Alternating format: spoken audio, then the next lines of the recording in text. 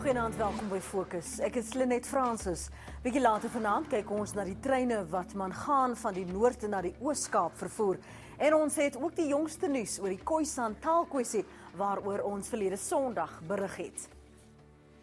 Maar ons eerste storie vanaand. Die Suid-Afrikaanse Nasionale Weermag is reeds jarelang betrokke by vredesoperasies in Afrika, maar daar was ook al baie kritiek. Daar is onder meer beweer dat die troepe nie gedissiplineerd is nie en dat 'n geldtekort hulle operasies belemmer.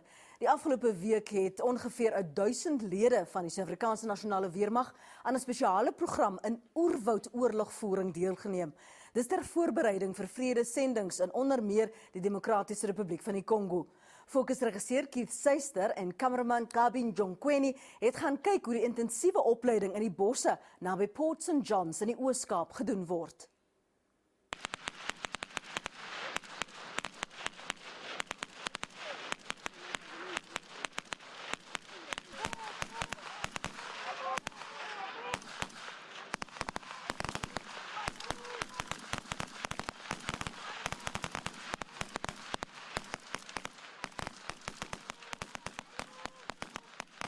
Vier Suid-Afrikaanse infanteriebataljon maak gereed vir 'n ontplooiing na die ooste van die Demokratiese Republiek van die Kongo. Hier word die soldate in die laaste gedeelte van hul opleiding voorberei vir dit wat op hulle wag in die DRK.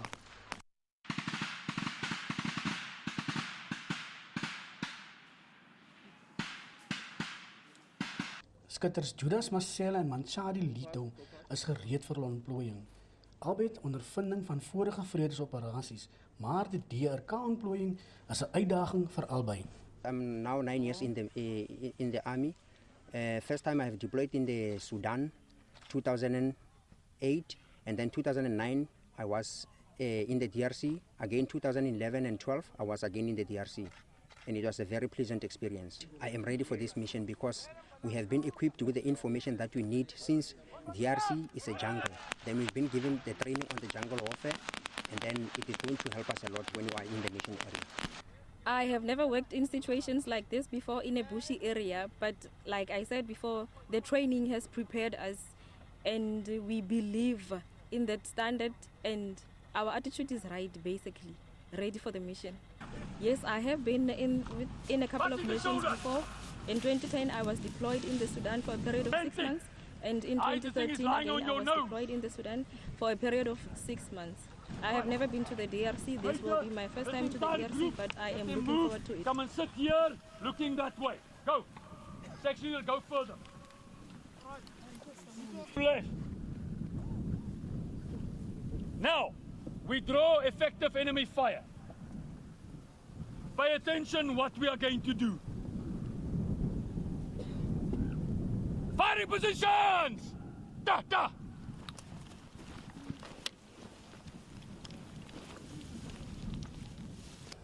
Kolonel William Dixon is 'n veteraan soldaat en instrukteur. Hy was aan die spits van gevegte tydens die slag van Bangui. Kolonel Dixon is nou betrokke by baie van die opleidingsprogramme van die weermag. Ons is besig hier met wat ons noem jungle warfare orientation, om seker te maak die troepe se opleiding afgerond is vir die spesifieke teater waarna hulle gaan ontplooi. So ons het seker aanpassings op die drills wat ons maak, sekere operasionele lesse wat ons geleer het wat ons nou besig is om in die troepe in te drill. Waarmee ons nou besig was seksie gevegsdrill hersiening. Dis waar die infanterie seksie kontak maak met 'n vyand wat nie verwag word nie en hulle moet dan sekere drills uitvoer om die vyand dan op te spoor en die vyand dan 'n teenaanval te loods. Ons is besig vandag met droë werk. Die omgewing hier is presies dieselfde as in die DRC. En die mense wat al was sê hierdie omgewing lyk identies. Vat jy die see weg en vervang dit met die meer, is dit Goma. So die omgewing is presies in die omgewing waarna hulle gaan werk. So ons probeer hier met die afrondingsfase te verseker dat hulle weet hoe om in daai omgewing te werk. Die terrein is baie moeilik, baie bergagtig. Die oerwoud is besonder dig en ryg hier. So is baie moeilik om sekere drills uit te voer. Ons moet die aanpassing maak en dis hoekom ons spesifiek hier is. Luitenant-kolonel Andries McLeod gaan aan die spits staan van die bataljon wanneer hulle na die DRK vertrek. Hy is optimisties dat sy troepe hoogs opgelei sal wees om by die toestande daar aan te pas. We started this training 360 days ago, We did everything that we're supposed to be doing, and currently we are busy with the final stage of mission specific. Then with this mission specific, we are ready to face any person in the jungle, because this is the terrain that we are going to find ourselves in, and we are going to fight in that. The other thing that I also wanted to highlight is we are not going there in the DRC as peacekeepers, because there's no peace in the DRC. We are going there as FIB, Force Intervention Brigade. Onto the feeding tray. To be exact, the figures, we are in the vicinity of 5,000 strength members, men and women in combat that will be faced with the Brigade. Volgens die hoof van die SA Weermag Infanterie is die toestande in die DRK vyandig. Daar is nie vrede nie en die Suid-Afrikaanse magte moet vlamskerp opleiding hê, sou hulle in skermutselings met die rebelle magte betrokke raak. In order to make peace, you must prepare for war. That is very critical, that whenever you want to go to any situation, you have to prepare. And preparing, you must be in an environment that is almost similar, although it may not necessarily be the same environment, but it must resemble the type of the environment that you will be facing. Units are identified long before the time, 365 days before they are deployed. So we identify the units and then they rotate. We have got units that we have earmarked for the next 5 years. And all these units, the following year, when the other unit is in deployment, the other unit is in training. Understand that for every deployment, at least you must have 3 units that are ready. 1 in deployment, 1 in training, and 1 at rest. That is how we conduct our business. It's not really okay? So look, just you don't expose your body. Everything just the bottom. Yeah. Oh, slightly. Die Weermag het aan Fokus en ander joernaliste ook die geleentheid gebied om 'n voorsmaakie te kry van hoe dit voel om oorlog te voer. Natuurlik sonder skerpend ammunisie. But you can stay here, stay behind and cover out. Vir diegene wat gedink het dat om in die weermag te wees as 'n grap, kom kyk. Yeah, get it fire.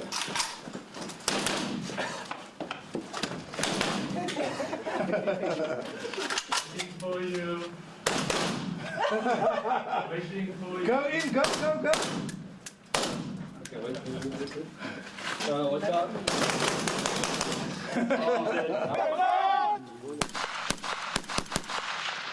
Vier Suid-Afrikaanse bataljon vertrek hopelik teen einde van Mei na die ooste van die Demokratiese Republiek van die Kongo, waar hulle vir 1 jaar gebaseer sal wees.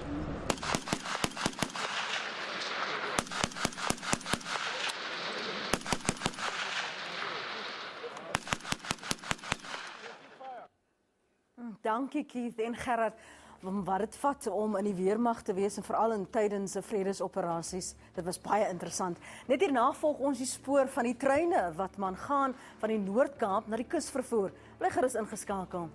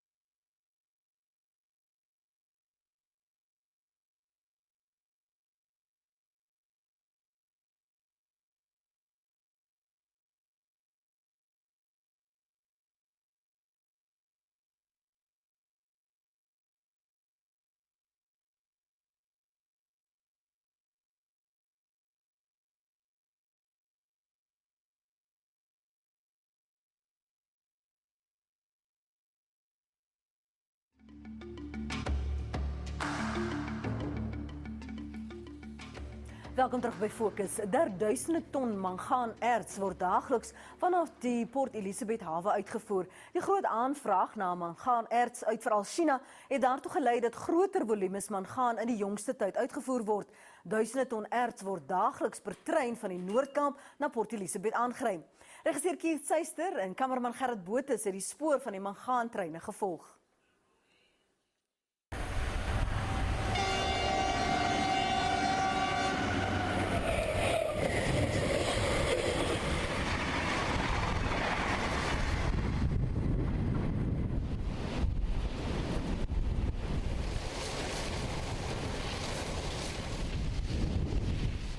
Dis hier in die omgewing van Noordezel, noord van Kuruman, waar die oorgrote meerderheid mangaanerts vir uitvoere ontgin word. Dis ook vanuit myne in die omgewing waar vandaan mangaanerts van die hoogste gehalte kom. Die grootste aanvraag na mangaan is tans uit China en dis juis oor die verhoogde aanvraag dat die spoornetwerke tussen Noordezel en Port Elizabeth aan die kus opgradeer moes word. Reeds in 2008 het Transnet in samewerking met die mynmaatskappy besluit om die uitvoerkapasiteit van die Noordezel van 5,5 miljoen ton per jaar te verhoog. Die oogmerk was 16 miljoen ton per jaar. The upgrade is good for the entire supply chain, not just for tonnage export, but for more efficiencies within the supply chain. So we are all geared. I mean, TFR is geared, TPT is geared, and I think that the mines themselves are geared to export more tonnage throughout the port of PE. Firstly, we've got about 5 mines that we're supporting. And out of those 5 mines, we do on average about 15 or 16 trains a week that comes to the terminal. And sometimes we do close to about 18. So it's between basically 15 to 18 trains a week that we do from the Northern Cape in support of the mines that are in that area.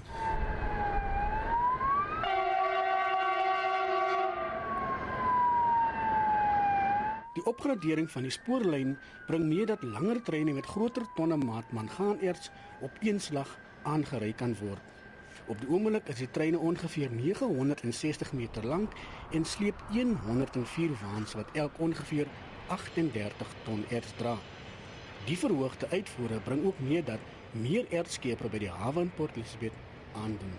On average, basically, we do about 40,000 ton vessels, so they spend close to about 3 days on berth. So depending how many vessels we have lined up, you'd probably do about, let's say, 2 or 3 vessels, a week.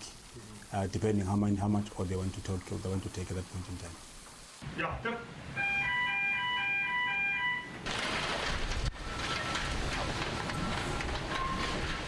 Die regering het verlede jaar aangekondig dat die huidige ertsterminaal teen 2019 van die Port Elizabeth se hawe na die diepwaterhawe in Kuga geskuif gaan word. Groter volumes erts en ander uitvoerprodukte sal sodoende deur Kuga uitgevoer kan word. The planning for a manganese terminal here at the Port of Ngqura has been in the planning stage for over 10 years, and in fact right since the inception of the RDZ. And what we'll see is a change in land uses, not only here within the Port of Ngqura, but in the Port of Port Elizabeth as well. In the 1970s, volumes were sitting at about 6 million tonnes per annum. They dropped by 2000 to approximately 3 million tonnes per annum. Gradual improvements in the efficiencies on the rail from 2000 to 2010 moved that tonnage up to about 4.5 million tonnes per annum. We're currently at the maximum of 6 million tonnes per annum on the rail line. That's essentially what the terminal in Port Elizabeth can take. With the new terminal to be established here, we will move up to 16 million tonnes per annum in the long term. There's 2 components. The landside component is the establishment of a terminal and an associated compilation yard, and that is landward of the current N2. The seaward side is the conveyor connecting the landward to the seaward side, and entails the establishment of a berth for the export, and that berth is already established and will be operationalized with the establishment of the conveyor corridor. Die verskywing van die ertsterminaal na die Kuga hawe word ook deur die Nelson Mandela Bay Sakekamer verwelkom. If the manganese is moved from the port of Port Elizabeth to the Kuga Industrial Development Zone, It would treble our ability in volumes to export from the city, so the manganese exports would increase substantially. It also allows us to establish manganese smelters at the Kucha Industrial Development Zone, which will allow for beneficiation of the minerals. So that is a great advantage to us with regards to revenue to this region. And then obviously the job creation that goes with that, and then all the smaller businesses that might even feed into those companies in their production, as well as in servicing them with whatever service needs they have. Then the other opportunity is, once the land is cleared in the Port of Port Elizabeth, I believe there's tremendous opportunity for tourism-related developments in that, even commercial, hospitality-oriented. And that is still being developed, that concept, with the Transnet Group right now. Die raadslid vir die Somerstrand en Joemoed woonbuurte, waar die huidige ertsterminaal nou geleë is oorstelp met die besluit dat die sogenaamde oogseer uiteindelik verskuif gaan word. It's something that's been long overdue. It's something that was first brought, I think, as far ago as 1996 by Eddie Trent, who was a member of Parliament, when he raised it in a speech in Parliament, and that was kind of where the whole idea goes back as far as that, which is some 20 years. The announcement to move the facility goes back some 2 years already, so it's not new news. The announcement by government, although it is welcome, is perhaps a bit disingenuous, because we all knew that it was going to move. It should have been gone already, but it's a protracted process which involves commissioning EIAs, environmental impact assessments, and on this side, decommissioning environmental studies before the facility can be moved. And then, of course, remember that the city's fuel storage is all here, so we have to build the new facilities so that we can move across to the other side. Otherwise, the city obviously can't run out of fuel. Baie inwoners sou graag na die verwydering van die ertsterminaal 'n waterfront hier laat ontwikkel. Everybody always wanted a fantastic waterfront, something that we could be proud of and that would possibly rival some of the other attractions in some of our other coastal cities. But the reality is that the tank farm and the manganese facility, that particular tract, we've been informed is going to be used for a vehicle export terminal. So it's not first prize, but it is better than what we've got here at the moment. And then there is still space that has been allocated for a waterfront type development. Inwoners van Nelson Mandela Bay sal ten minste 3 jaar nog moet wag voordat die gesig van die strandfront vir eens en vir altyd verander. Maar hulle sal moet wag en sien. Ons praat net hierna oor Larike Ralph se nasionale orde en ons gaan terugvoer op verlede week se Khoisan bydra. Moenie weggaan nie.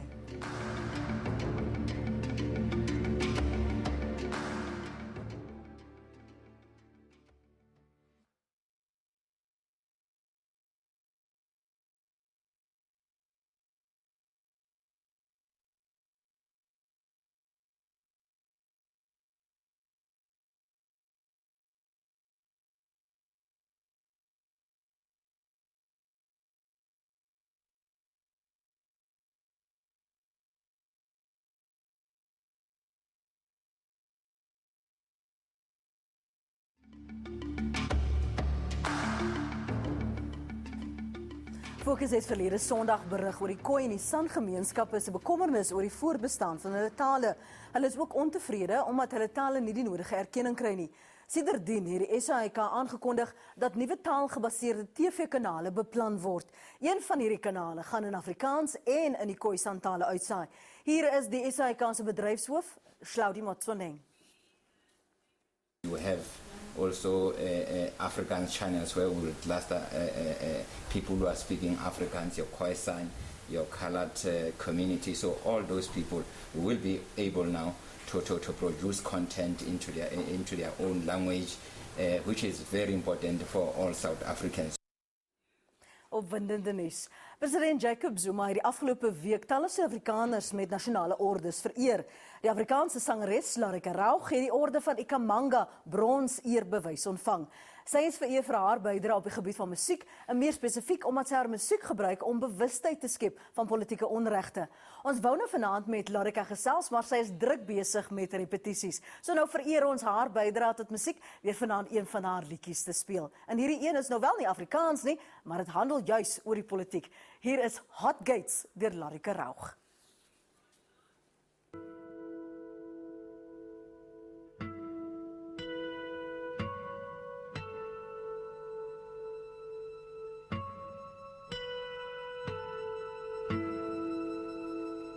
London, Paris, Rome, Berlin, Barcelona, Washington, Moscow, Beijing, Tokyo, Jerusalem, Jericho, Waco, Bethlehem, Srebrenica, Sebokeng, Sarajevo,